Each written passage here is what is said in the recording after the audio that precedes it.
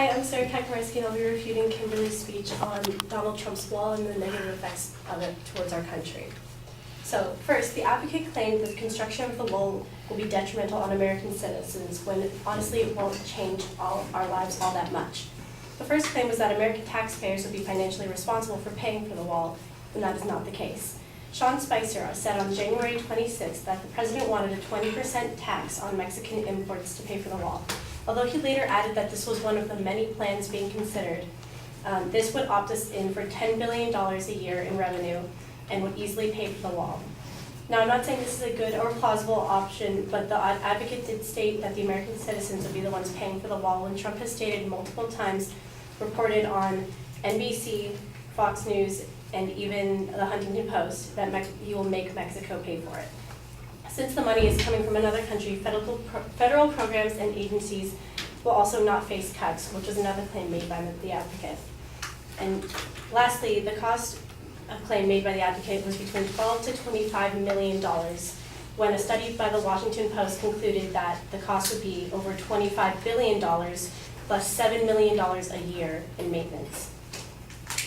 Secondly, the advocate claimed that the new border would disrupt the lives of Americans, when that is also not the case.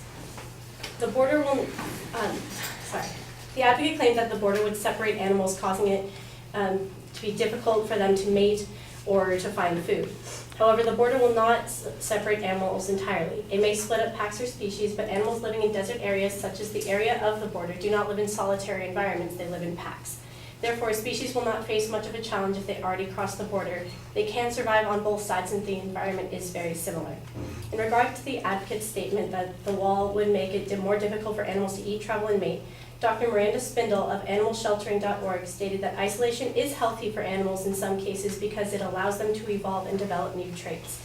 There was also no quantitative data on how the wall will decrease the quality of animal life. Animals have natural survival instincts and have the ability to adapt to their new environments, even though there wouldn't be much change of environment. Lastly, the advocate claimed that the wall would spark anti-immigrant sentiments between Americans, when that would only be supporting those who are already anti-immigrant. Jeremy Diamond of CNN stated that a wall cannot make one person of a certain race hate another race. It is based on the hate that already existed.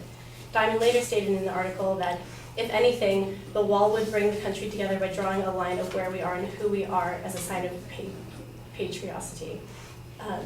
Later stated, Ronald Vitiello, which is the chief of U.S. Border Patrol from ProPublica.org, stated that there's already a wall in place. The border and mountains already separate us. The wall would only be a larger physical definition.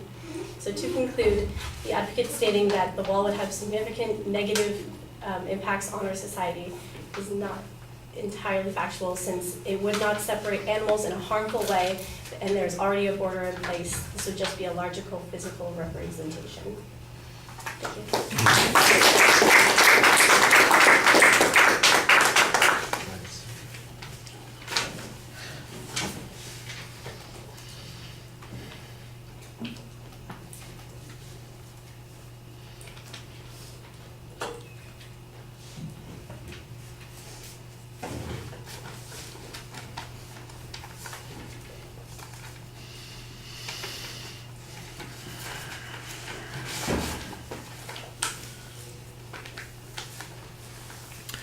All right, claims are all identified pretty clearly as you go along. You seem to have counterclaims on most of the points. There's only one or two places where there's much depth of analysis on the advocate's evidence and reasoning, but there are very clear counterclaims on most of the points. It was a little bit confusing to me why increasing the estimate from the wall that the advocate talked about from 25 million to 25 billion benefits your position. It might be a more accurate description of what it's going to be. The 7 million annual for maintenance seems like it's, that's the one thing that maybe somebody would be worried about. I think you could probably also put that 25 billion in context, that it's going to be spent over a period of time and that it's a long-term investment. And let's face it, $25 billion, a lot to you and me. I'm not sure how much it is to the federal government, maybe what they spent the last hour.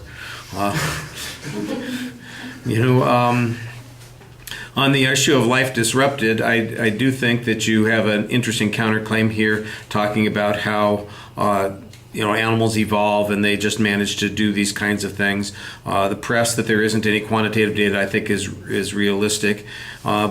I think you could offer some basic examples here. The truth of the matter is that we build freeways, we build highways, we build all kinds of structures that might be barriers for animals, and that yet they've managed to continue to exist and function and find ways around these things. So the notion that the wall, which is not necessarily going to keep the animals separated, I'm not sure. That seems a little bit odd. There was an interesting argument somewhere in there that talked about how they're in packs, so they're all going to be together on one side of the wall or the other anyway. I guess that was the inference that was being made there.